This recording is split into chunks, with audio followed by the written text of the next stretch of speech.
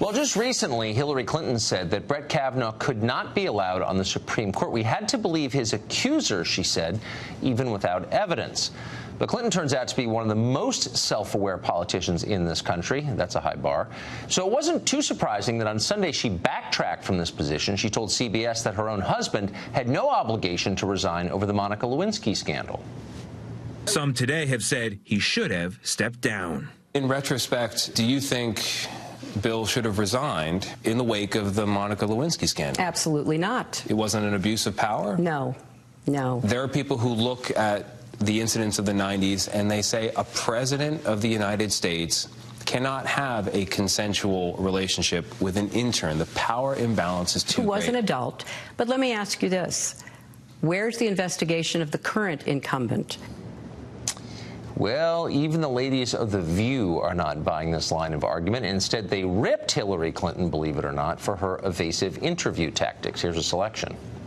What she just did is exactly what the Republicans do. Right. They change the subject. So that's why we never get anywhere in the discourse. So, you know you have a bad argument when your immediate response is, well, they were worse. Call it out for being wrong and for being bad for all those years. I just don't think she can have it both ways. Nina Frederick claims that Hillary tried to intimidate her into silence. Kathleen Wiley claims the Clintons tried to intimidate her into not telling the truth. She called Monica Lewinsky a narcissistic Looney Tune. Jennifer Flowers, some failed cabaret singer. Democrats have got to move on from the Clintons.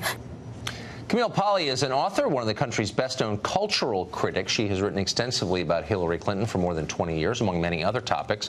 Her latest book is titled Provocations, and Camille Paglia joins us tonight. We're honored to have you. Thank you very much for coming on. So, thank you, Tucker. Yeah, Hillary Clinton is mentioned actually quite a bit in this book. Yes. Before I ask you broader questions about what's happening in this country, what's your reaction to her role in the kind of Me Too movement of right now?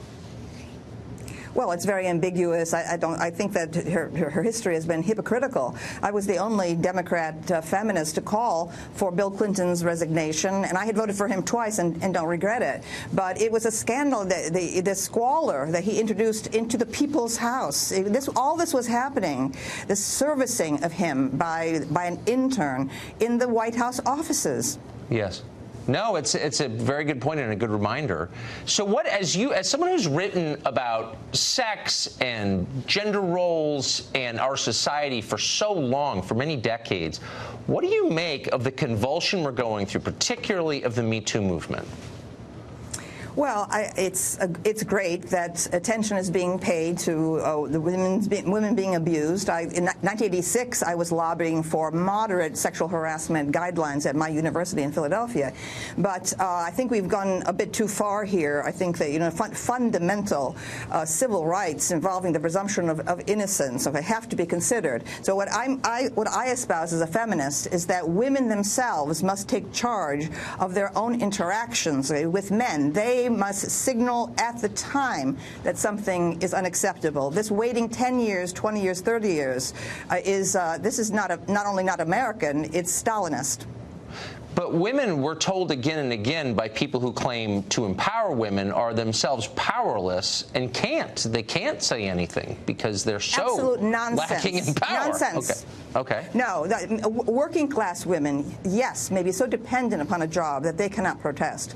But as I have written, there is no excuse for well-educated, upper-middle-class professional women to let offenses to their dignity go by. You must draw the line when it happens. It's absurd that you feel too powerless. You can't complain. These people, women who say that, are simply putting the career advantage over the larger question of feminist issues and the protection of women.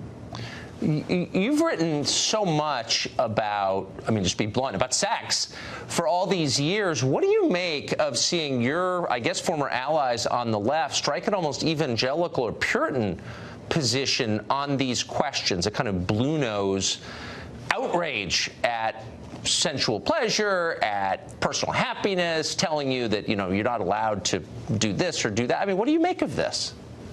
Well, there has been a split within feminism since second-wave feminism was born in the late 1960s. The media have been extremely lazy in not pursuing this. I belong to the pro-sex, pro-pop culture wing of feminism. I favor the legalization of prostitution. I have defended pornography. I admire strip clubs, et cetera, et cetera. So there has been this argument for a very long time.